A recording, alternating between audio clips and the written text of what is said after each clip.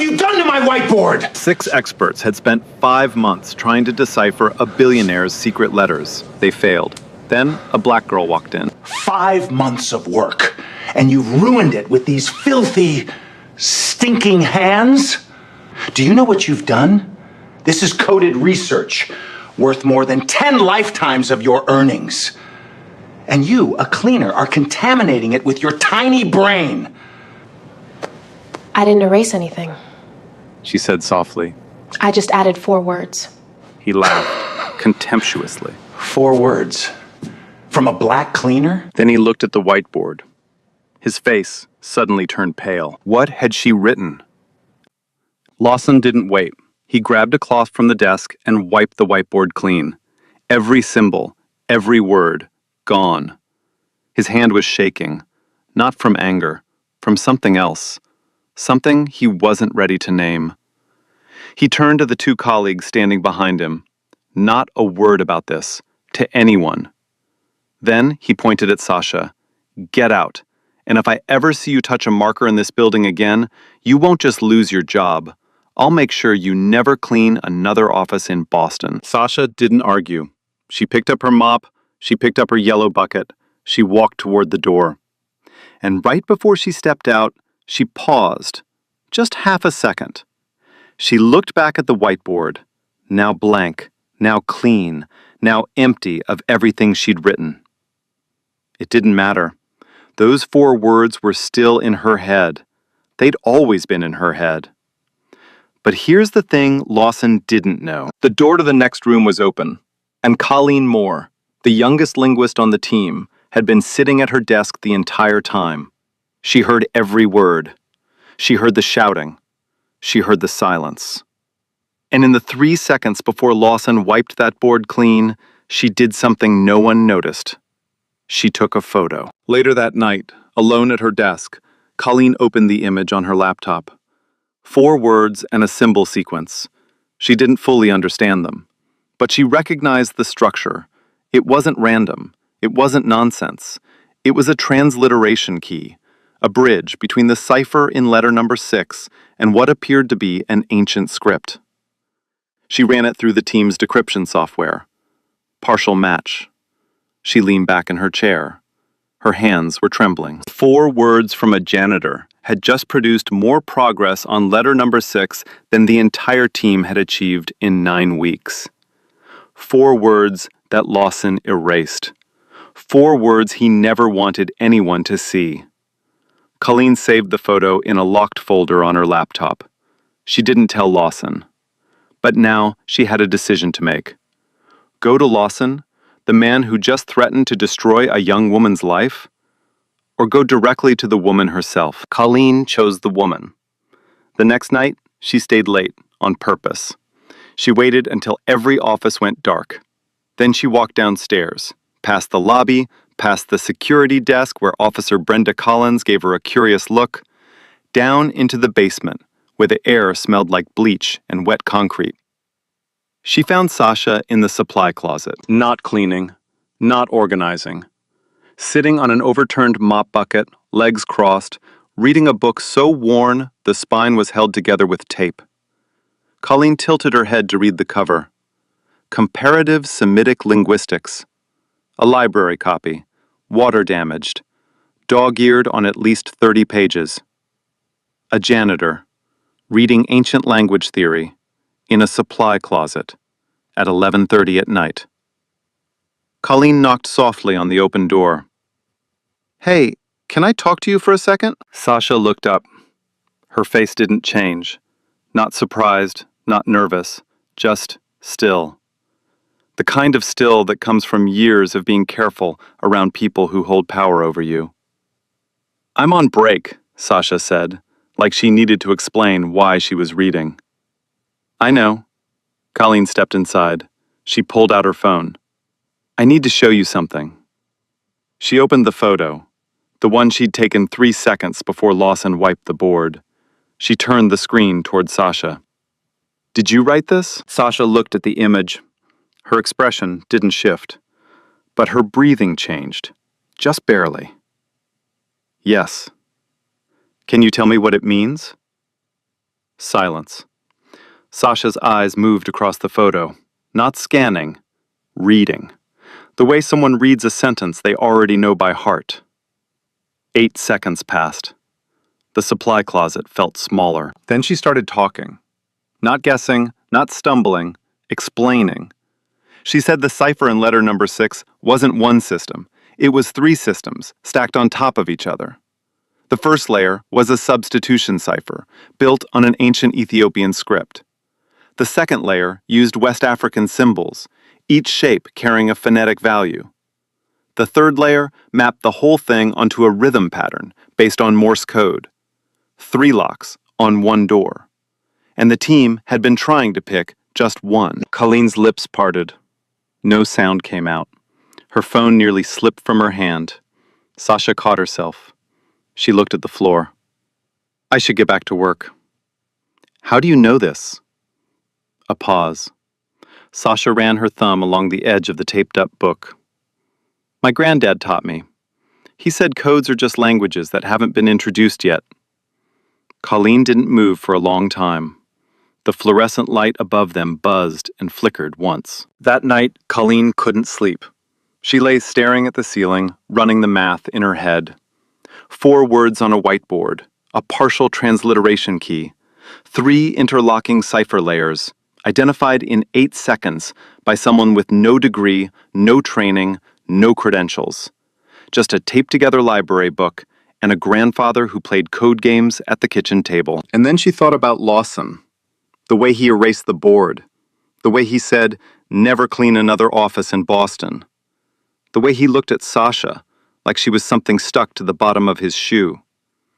He had the answer standing right in front of him, and he wiped it away.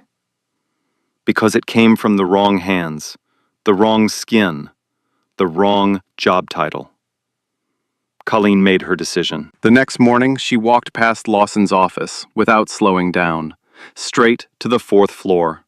She knocked on Dr. Eleanor Davis's door. She placed her phone on the desk, the photo, the decryption results, everything. Davis studied the screen.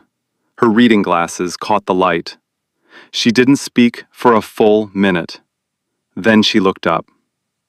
Who did this? The night janitor, Sasha Underwood. She's 22, no degree. Lawson caught her 2 nights ago. He erased everything and told her he'd end her career. Davis removed her glasses, set them on the desk, slowly, the way someone does before saying something they've already decided. Bring her to me. Colleen hesitated. What about Lawson? Davis didn't blink. Lawson had 5 months and 6 experts. He can handle a meeting. To understand Sasha, you have to understand Darnell. Darnell Underwood was a postal worker for 38 years.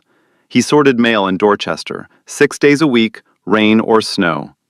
He never went to college, never left Massachusetts. But that man had a mind that didn't quit.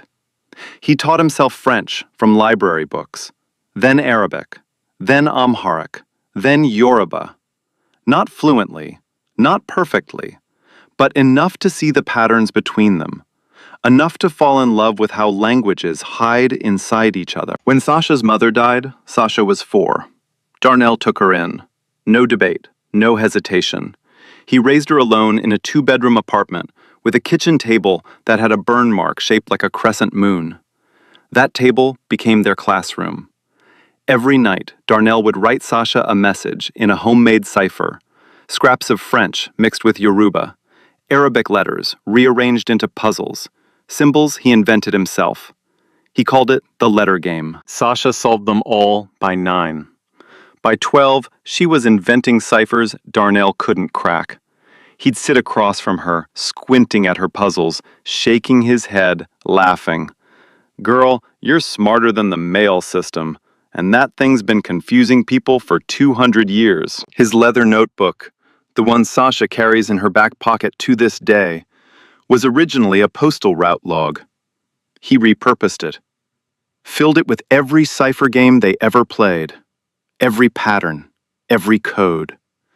page after page of a language only two people on Earth could read. At 16, Sasha applied for a linguistics scholarship. She was a finalist. At the interview, the panel assumed she was there for the janitorial apprenticeship in the same building. She was redirected to the wrong room. Twice. She never went back. Now she's 22. She cleans floors at night. She reads on her breaks. And Darnell, 76 years old, has early-stage Alzheimer's. Some days he calls her by name. Some days he doesn't know who she is. But here's the thing that breaks your heart wide open. He never forgets the ciphers. Sasha doesn't carry that notebook because it's useful. She carries it because it's the last thread connecting her to the version of her grandfather who still knows her. 2 days later, Sasha walked into the war room. Not with a mop, not with a bucket. With Darnell's leather notebook in one hand and a chipped coffee mug from the Boston Public Library in the other. She was still wearing her janitorial uniform, dark blue. Her ID badge still read Facilities.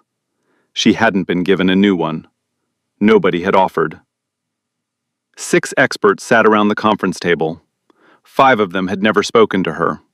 The 6th was Lawson. He didn't look at her. He looked at Dr. Davis. For the record, I object to this, formally. Davis didn't respond to him. She gestured toward the corkboard where letter number 6 was pinned, the original, handwritten, behind protective glass.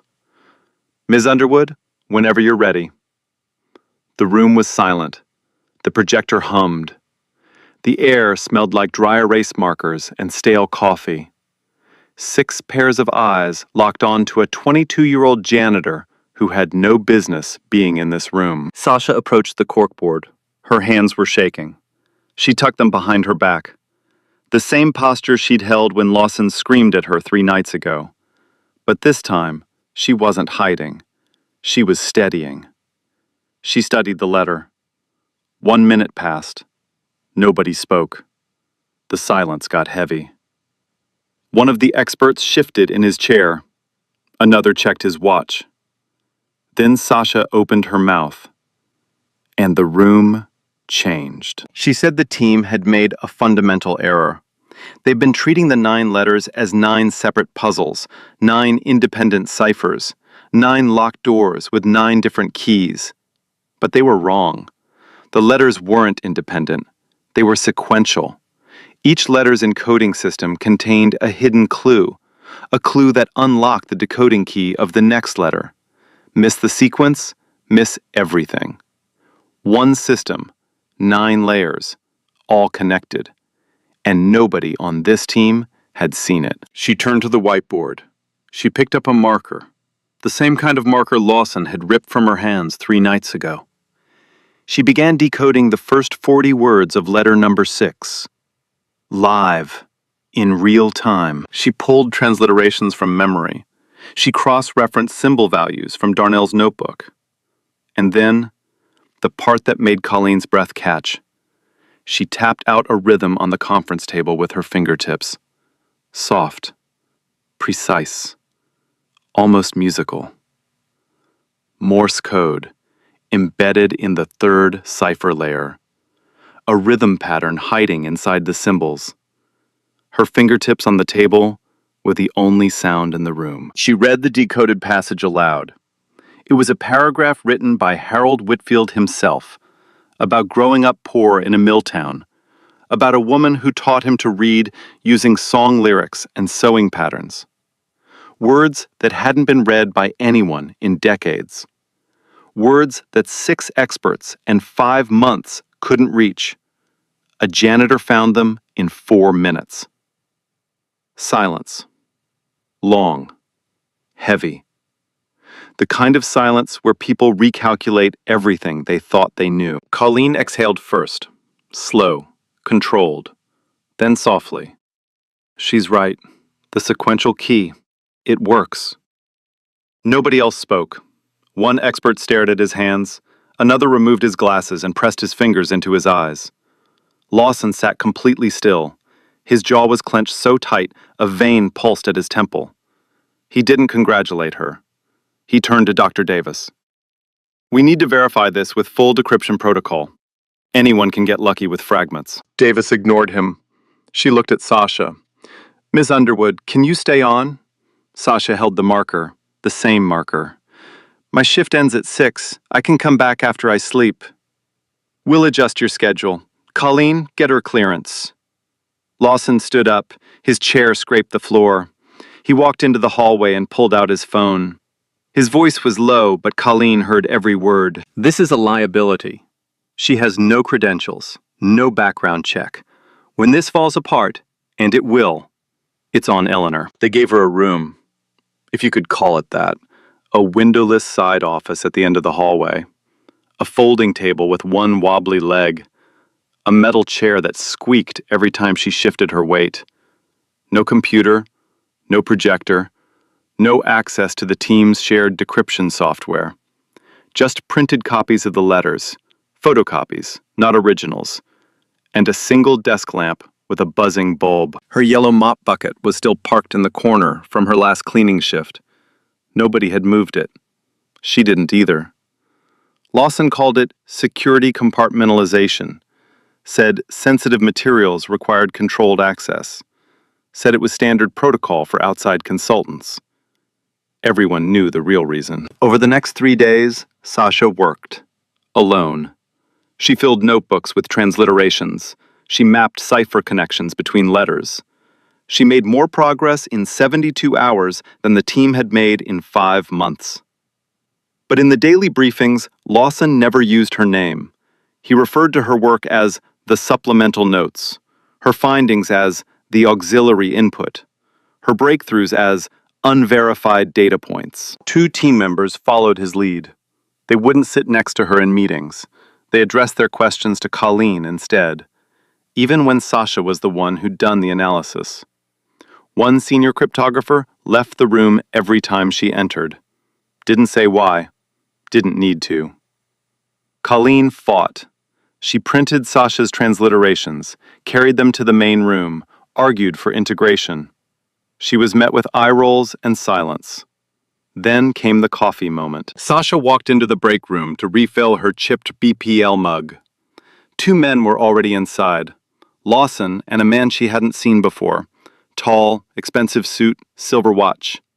Preston Wells, Harold Whitfield's nephew. The man who stood to inherit $1.8 billion if the team failed. Preston looked at Sasha. His eyes moved from her face to her janitorial badge, back to her face. Eleanor told me she brought in a specialist. He turned to Lawson, smiled. This is the specialist? Lawson didn't answer. He didn't need to. The smile said everything. Preston leaned against the counter. So let me understand this. My uncle's legacy, his entire life's work, is in the hands of... He gestured at Sasha with his coffee cup. A lazy wave, like he was pointing at a piece of furniture. This? Sasha poured her coffee. Her hand was steady. She walked out without a word. She went back to her windowless room. She sat in her squeaky chair. She opened Darnell's notebook to a random page, one of his old cipher puzzles. She solved it in her head in 4 seconds. She didn't cry. She didn't rage. She didn't need to. This is who she was. No one's laughter changed the math. But that night, she almost didn't come back. She sat in her apartment in Dorchester, staring at the wall, the notebook closed on the table. For the first time in her life, she asked herself if it was worth it. The room with no window, the name no one used, the smile on Preston's face. She picked up the phone, called Darnell. He answered on the 5th ring. His voice was foggy. "Granddad, it's me, Sasha." Silence. Then, "Who?" She closed her eyes, held the phone against her forehead, breathed. The next morning, she walked into the foundation at 7 sharp. Her mop bucket was gone from the side room. In its place, at the main conference table, sat a nameplate. S. Underwood, linguistic consultant. Dr. Davis had placed it there before anyone arrived. She said nothing about it. It was just there. Lawson saw it. His jaw tightened. He said nothing. But Sasha touched the nameplate with her fingertips. Just once. Just barely. And she sat down. Days 5 and 6 changed everything. Using the meta-cipher framework, the sequential key that connected all 9 letters, Sasha fully decoded letter number 6, then letter number 8, back to back. 2 letters that had haunted the team for months, cracked in 48 hours by the woman they wouldn't let sit at the main table. And what was inside those letters silenced even the skeptics. Letter number 6 contained Harold Whitfield's plan for 200 full-ride scholarships. Every one of them designated for first-generation college students, kids from families where nobody had ever held a diploma. Kids like Sasha. Letter number 8 described a literacy initiative spanning 12 American cities, libraries, after-school programs, community reading centers in neighborhoods that had been forgotten by every system designed to help them. A billionaire had locked his kindness inside a puzzle, and a janitor was the one setting it free. The team began to shift, quietly at first. The senior cryptographer, who used to leave the room when Sasha entered, he stopped leaving. Then he started asking questions. Then he started directing those questions to her instead of Colleen. One afternoon, he caught Colleen alone in the hallway. He spoke quietly, like a man confessing something he was ashamed to admit. I've been doing this for 25 years. She sees things I don't even know to look for. Colleen said nothing. She just nodded. She already knew. The work itself was something to witness. Letter number 8's cipher included a layer based on West African textile patterns, kente cloth color codes, where each color carried a phonetic value. Sasha identified this because Darnell had taught her to read kente patterns as a child. His own mother had been a weaver in Georgia. Colors weren't decoration. They were language. Sasha's hands moved across the photographed margins of the letter, tracing invisible threads. Her pencil scratched across graph paper, mapping color references to sound values in real time. The room was silent, except for the scratch of graphite and a low whistle from Colleen that she didn't even realize she'd made. Lawson requested to review all of Sasha's decoded outputs, called it quality assurance. Standard procedure, he said. He found no errors, not one. He didn't say so publicly. Every evening, Sasha called Darnell from the break room. She'd sit on the counter with her BPL mug and describe the ciphers to him, the patterns she'd found, the layers she'd peeled apart. She spoke to him the way you speak to someone who built the house you're standing in. One night, he was lucid, clear as glass. You cracking those rich man's letters, baby girl? She laughed, a real laugh, the first one we'd heard. Yeah, Granddad, I'm cracking them. That's my girl. That's my little code breaker. The next night, he didn't know who she was. She described the ciphers anyway. She talked for 20 minutes to a man who couldn't remember her name. Because the codes were the last bridge between them, and she would keep crossing it until there was nothing left to cross. But while Sasha was decoding a dead man's dreams, a living man was trying to bury them. Preston Wells filed a motion with Judge Catherine Taylor. He wanted the estate deadline accelerated by 48 hours. His argument? Lack of institutional competence. His real reason? He could feel the money slipping away. Every letter Sasha cracked was a letter that moved $1.8 billion further from his hands. If the judge granted it, the team would lose 2 days they couldn't afford to lose. Letters number 6 and 8 were done. Letter number 9, the final letter, the one containing the passphrase to unlock the entire trust, remained sealed. And the clock just got shorter. It was almost 9 in the evening. The war room was empty. Everyone had gone home. Everyone except Sasha, still at the conference table, still tracing patterns in letter number 9. And Dr. Eleanor Davis, who appeared in the doorway holding 2 cups. Not coffee, tea. She'd noticed. Somewhere in the chaos of the past week, Between briefings and deadlines and Lawson's cold resistance, Eleanor Davis had noticed that Sasha switched to tea after 8 o'clock. Nobody else had noticed. Nobody else had looked. Davis set the cup in front of Sasha and sat across from her. She didn't open with praise. She didn't open with small talk. She opened with a question. Who taught you to see patterns like this? Sasha was quiet for a moment. Then she told her. She told her about Darnell, the kitchen table with the crescent moon burn mark, the letter game, the notebook. She told her about the languages he taught himself from library books, a postal worker who never left Massachusetts, but whose mind traveled the whole world. She told her about the scholarship interview at 16, how they redirected her to the janitorial program, twice, how she walked out and never went back. She told it the way she always told things, matter of fact, no self-pity, no bitterness, just the facts of a life shaped by doors that never opened. That's what made it devastating. Davis listened without interrupting. When Sasha finished, the room was very still. The tea was getting cold.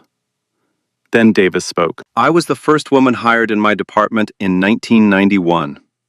My office didn't have a nameplate for 3 years. They told me it was a procurement issue. She paused. I know what it's like to be in the room, but not be in the room. Sasha looked at her. Really looked. For the first time, not as a janitor looking at a director, as one woman looking at another who understood the weight of invisible walls. Davis set her cup down. Regardless of how this project ends, I'm recommending you for the Foundation's Emerging Scholars Fellowship. Full funding. Tuition, stipend, research appointment. It's designed for non-traditional candidates. She let that word sit. Non-traditional. A polite way of saying people the system overlooked. Sasha stared at her. I didn't ask for that. Talented people rarely do. Davis held her gaze. That's usually the problem. Silence. The radiator ticked. Somewhere in the building, a door closed softly. Then Davis reached across the table. She picked up the nameplate, the one she had placed that morning. S. Underwood, linguistic consultant. She held it out to Sasha. Take this home. Put it somewhere you'll see it every morning. Sasha took the nameplate. Her thumb ran across the engraved letters, slowly, like she was reading it in a language she'd waited her whole life to hear. She didn't cry, but her breathing changed. The way it changes when something cracks open inside you that you've been holding shut for a very long time. Davis picked up her tea, took a sip, said nothing more. She didn't need to. The nameplate said everything. But letter number 9 was still locked, and they had 3 days left. Sunday afternoon. The building was nearly empty. Sasha wheeled Darnell through the front entrance in his wheelchair. His hands rested in his lap. His eyes moved slowly, taking in the high ceilings, the old stone walls, the light filtering through tall windows. Officer Brenda Collins was at the security desk, the same woman who had watched Sasha push a mop through these hallways for 2 years. She looked at Sasha, then at Darnell, then back at Sasha. She didn't say a word. She just nodded. Slow. Knowing. The kind of nod that says, I see the whole story. Sasha took Darnell to the war room. She parked his wheelchair in front of the whiteboards, the ones now covered in her transliterations, her symbol maps, her handwriting. Weeks of work. A lifetime of preparation. All of it spread across 6 boards in red and blue and black marker. Darnell was having a good day. His eyes were clear. He leaned forward in his chair and studied the boards the way Sasha studied them, that quick lateral scanning, left to right, back again. The same eyes, the same gift, the original and the copy. He was quiet for a long time. Then he raised a shaking hand and pointed at a symbol cluster on letter number 9, the one nobody had cracked, the one that kept Sasha up at night. That's Morse, he said. His voice was thin but certain. But it's backwards, and it's grouped in threes, not fours. He tapped the arm of his wheelchair. A rhythm. The same kind of rhythm Sasha had tapped on the conference table days earlier. The same instinct. The same ear. Sasha stared at him. She grabbed a marker. She wrote down exactly what he said. She tested it against the undecoded sections of letter number 9. It opened a new layer. Her hand froze on the board. She turned around. Darnell was looking at her, not at the boards, at her. "I knew you'd find the room where they needed you," he said. "I just didn't know which room it would be." The afternoon light came through the tall windows and made long golden rectangles on the floor. The wheelchair motor hummed softly. The old paper smell of the letters filled the air. Sasha knelt beside him. She took his hand. Thin, warm, familiar. She didn't speak. She didn't need to. Some languages don't use words. In the doorway, Colleen stood with her laptop bag over her shoulder. She'd come in to grab something she forgot. But she didn't move. She watched the old man and the young woman. Two people speaking a language no one else on earth could speak. She took a photo on her phone. Quietly. Neither of them noticed. Darnell's insight had opened a new door in letter number 9. But the full decode was still out of reach, and they had 2 days left. Monday, 18 hours left. Preston Wells got his wish. Judge Catherine Taylor granted the accelerated deadline. 48 hours shaved off. The team didn't lose 2 days. They lost the only 2 days that mattered. Sasha sat in the war room at 2 in the morning. Desk lamps and the projector's glow were the only light. Empty coffee cups surrounded her like a small city. Darnell's notebook lay open to a blank page. She'd run out of his tools. Every pattern he ever taught her? Used. Every cipher game they ever played? Applied. Every page of that leather notebook?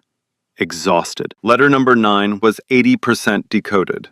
But the last 20%, the section containing the actual passphrase to unlock $1.8 billion, used something she'd never seen before.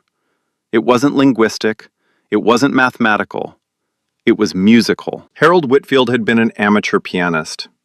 The final cipher layer was built on a 12-tone composition, a sequence of musical notes that, when converted through a specific frequency-to-letter mapping, would produce the passphrase. Without music theory, the sequence was just noise. Beautiful, elegant, unreachable noise. Sasha stared at the symbols.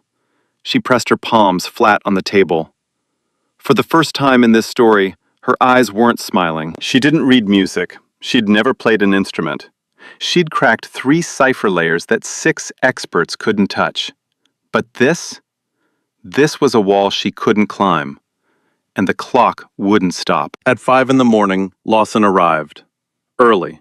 Unusual for him. He walked into the war room expecting to find it empty.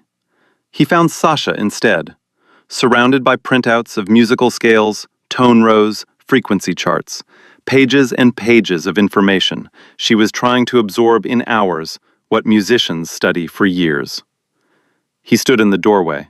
She didn't look up. For a long moment, neither of them spoke. He looked at the work spread across the table. He looked at the dark circles under her eyes. He looked at the blank page in Darnell's notebook. The first blank page he'd ever seen in it. He saw the wall. He saw her hitting it. And for the first time, he didn't enjoy it. Something shifted in his face. Not warmth, not guilt. Something harder than both. Recognition. The kind that costs a man his pride to admit. He pulled out a chair. The legs scraped against the floor. He sat down across from her. The same table, the same room where he'd screamed at her, where he'd called her work nonsense, where he'd erased her writing and threatened to end her career. "I have a doctorate in applied mathematics from MIT," he said, Before cryptography, I studied computational musicology. Sasha looked up. Her eyes were red. I can help you with the tone row. A long silence. The projector fan hummed. A car passed on Commonwealth Avenue, its headlights sweeping across the ceiling. Why? Lawson didn't flinch. Because the letters deserve to be read. He paused. The next words came slower, heavier, like stones he had to push uphill. And because I was wrong about who could read them. Sasha held his gaze. She didn't thank him. She didn't forgive him. She slid a printout across the table. Then show me how 12-tone rows work. They worked together for 6 hours, side by side. No small talk, no apologies, just the work. Lawson explained the musicological framework, how 12-tone rows function, how composers arrange sequences, how Whitfield likely mapped sound frequencies to character values. Sasha listened. She absorbed. She connected. Then she found it. The tone row wasn't random. It was based on a specific melody, a hymn. She recognized it not from any music class, but from Darnell's kitchen. He used to hum it while writing his hardest ciphers. A low, steady melody that meant this one is going to be tough. Go down, Moses. She hummed it, softly at first, then stronger. Lawson transcribed the intervals. They cross-referenced against the final cipher block. Character by character, the passphrase emerged. Painfully slow, then faster, then all at once. The rest of the team arrived at 9. They found Lawson and Sasha standing at the whiteboard, side by side.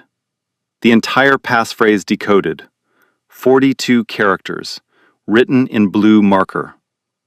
Colleen read it aloud. The room went still. The hand that cleans the floor may write the future. Nobody moved.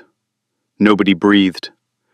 Every set of eyes in the room turned to Sasha, then to her hands, then to the yellow mop bucket that was still sitting in the corner. The same bucket she'd pushed through this hallway for 2 years. The same bucket that was there the night Lawson found her at the whiteboard. Harold Whitfield, a man who died before Sasha was born, had written a passphrase that described her life. He never knew her name. He never saw her face. But somehow, he knew she was coming. A billionaire who grew up poor in a mill town, who was taught to read by a woman using song lyrics and sewing patterns. He didn't design this puzzle for experts. He designed it hoping the experts would fail, hoping someone unexpected would walk in, someone whose hands knew both the mop and the marker. Dr. Davis called Judge Catherine Taylor's chambers.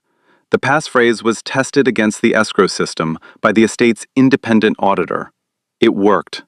The $1.8 billion trust unlocked. Preston Wells's legal challenge was dismissed. He left the courthouse with his lawyer. No comment, no statement. 5 months of waiting, millions spent on legal fees, and in the end, he was beaten by a 22-year-old janitor and a dead man's faith in people like her. In the war room, there was no champagne, no applause, no celebration. Just Colleen putting her hand on Sasha's shoulder.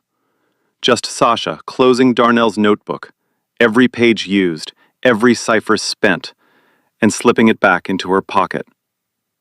And the mop bucket, still in the corner, still yellow, still there. Sasha looked at it for a long time. She didn't move it. She didn't need to. It wasn't a reminder of where she'd been. It was proof of how far 4 words can travel. 3 weeks later, the Boston Public Library, Bates Hall, 500 people under a chandelier that had been hanging there for over a century. University presidents, foundation donors, journalists, city officials. The kind of room where last names carry weight and handshakes come with business cards. Sasha sat in the 3rd row. She was wearing a blazer she'd bought that morning from a consignment shop on Tremont Street, navy blue, slightly too big in the shoulders. She'd spent 11 minutes in the fitting room, deciding if she deserved it. Darnell's notebook was in her inside pocket. Her BPL mug was not with her. Some things belong in supply closets, some things belong in libraries. She knew the difference now. Dr. Eleanor Davis stepped to the podium. The room settled. 500 conversations dissolved into silence. She spoke about Harold Whitfield, his childhood in a mill town, his fortune built on textiles and publishing, his belief that wealth without purpose was just numbers in a vault. She spoke about the 9 letters, the 5-month puzzle, the team of experts who gave everything they had. Then she paused. The kind of pause that makes 500 people lean forward in their chairs. The Whitfield letters were cracked by a team of extraordinary minds, cryptographers, linguists, mathematicians. She looked out at the audience. But the breakthrough, the key that unlocked everything, came from a young woman who joined our team from the Foundation's facilities staff. A murmur rippled through the hall. Davis let it pass. She had no degree, no credential, no pedigree. She had a grandfather who taught her to see what the rest of us couldn't. Davis's voice didn't waver. Sasha Underwood is, without reservation, the most gifted linguist I have encountered in 30 years. Silence. Then applause. Not polite applause, the kind that starts slow and builds until it fills the ceiling, until the chandelier trembles, until 500 strangers are on their feet for a woman most of them had never heard of. Sasha stood. She didn't smile for the cameras. She didn't wave. She looked across the room and found one face. Colleen, standing in the 4th row, clapping with both hands raised, tears running down her cheeks. Sasha smiled at her. Just her. The first person who looked at a janitor and saw a linguist. After the ceremony, the crowd thinned. Small groups formed near the reception tables. Wine glasses clinked. Business cards changed hands. Sasha stood near a window, away from the clusters, holding a glass of water she hadn't sipped. Dr. Davis found her there. She was carrying something wrapped in brown paper. She handed it to Sasha without ceremony. "This is yours." Sasha unwrapped it. A framed copy of letter number 9. Not a photocopy, the original, signed and released by the estate. The letter that nearly broke her. The letter that Lawson and she decoded together at 5 in the morning. The letter that contained a dead man's prophecy about a woman he never met. Sasha turned it over. On the back, in Davis's handwriting, 5 words. For Darnell, who taught the language. Sasha read it again. Her hand came up to her mouth, slowly, the way a hand moves when the body is trying to hold something in that the heart has already let go. She cried, quietly, standing by a window in the Boston Public Library, holding a billionaire's letter and a mentor's words. She let herself be seen. Not as a janitor, not as a consultant. Just as a granddaughter who learned to love language at a kitchen table with a crescent moon burn mark. Across the room, Officer Brenda Collins stood in her security uniform. She was working the gala. She'd watched Sasha mop floors at midnight for 2 years.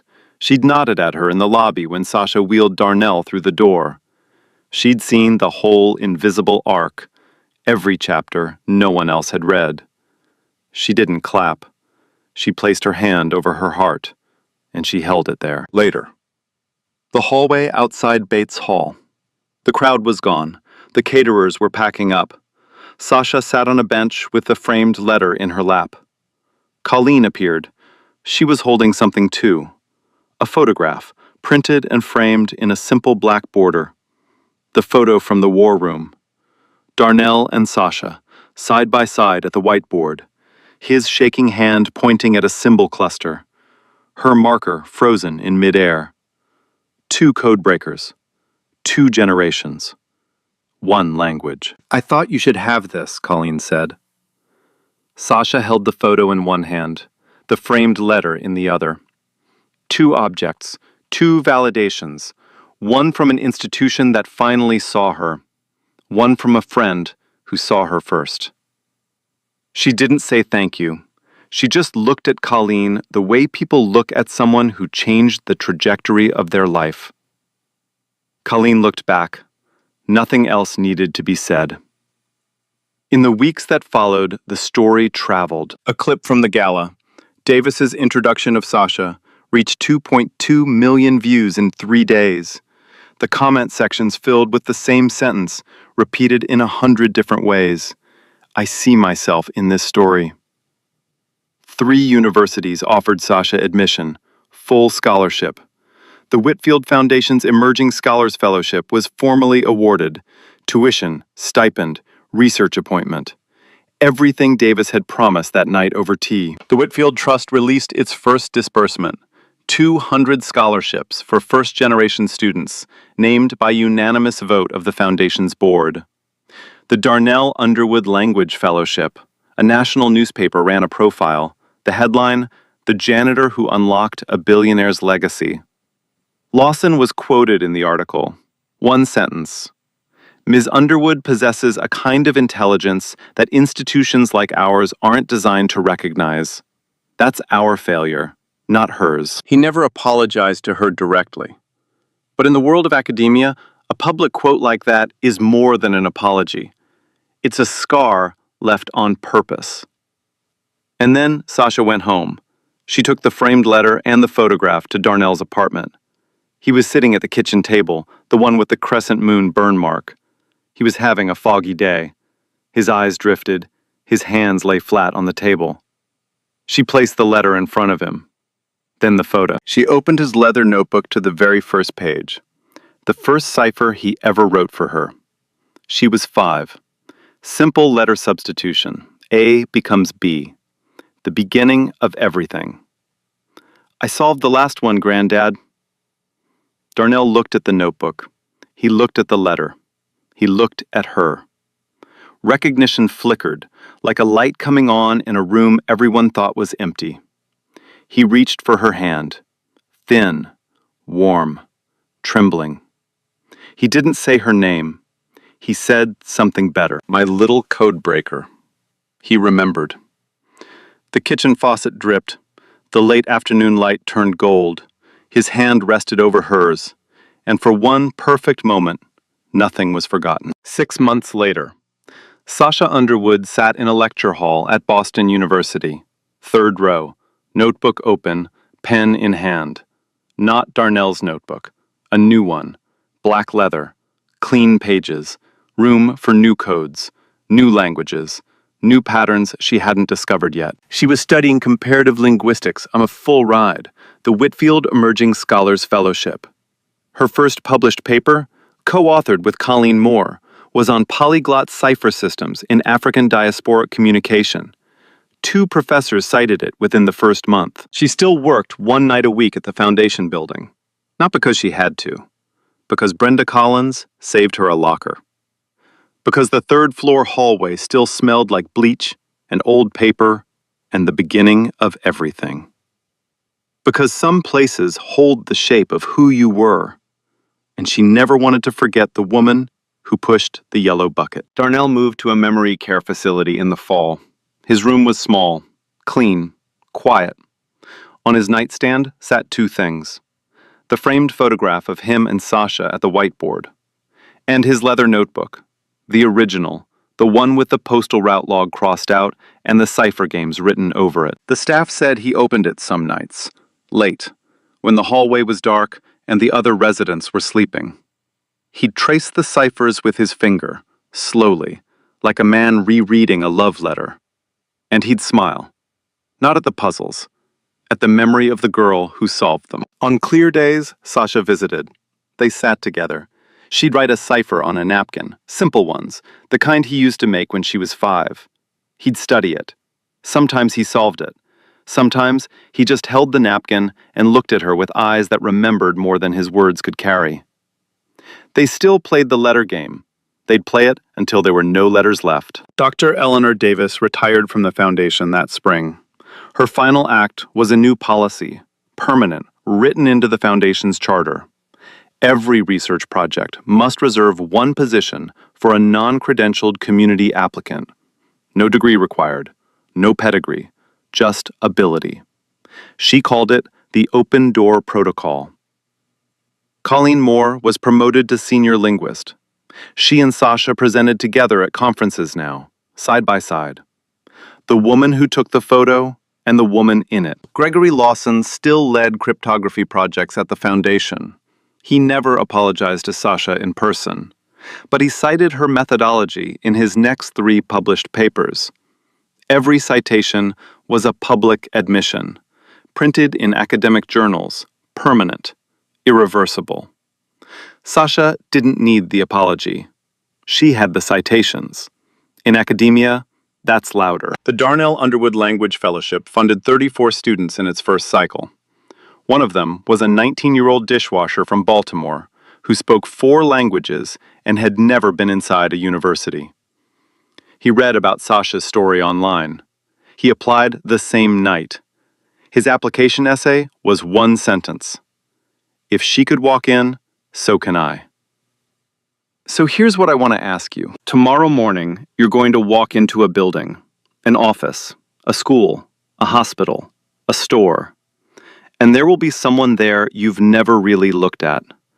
The person who refills the coffee, who empties the trash, who holds the door open while you walk through without breaking stride. Ask them one question you've never asked before. Just one. You might be standing next to someone extraordinary who's been waiting their whole life for a single person to notice. If this story moved you, if you've ever been underestimated, if you've ever been the one who finally saw someone, tell me. Drop a comment. I read every single one. Share this with someone who needs to hear it today. And if you haven't already, subscribe, because this channel is built on stories like Sasha's, stories the world almost missed. And if you're in a position to hire, to mentor, to open a door, build your own open door protocol. One position, one chance. You never know what you'll unlock. Remember this: the hand that cleans the floor may write the future. Remember that. You know what I learned from Sasha? We judge people by what we see. The uniform, the job title, the name tag, and we think that who they are. But it's not. It's just what they're wearing.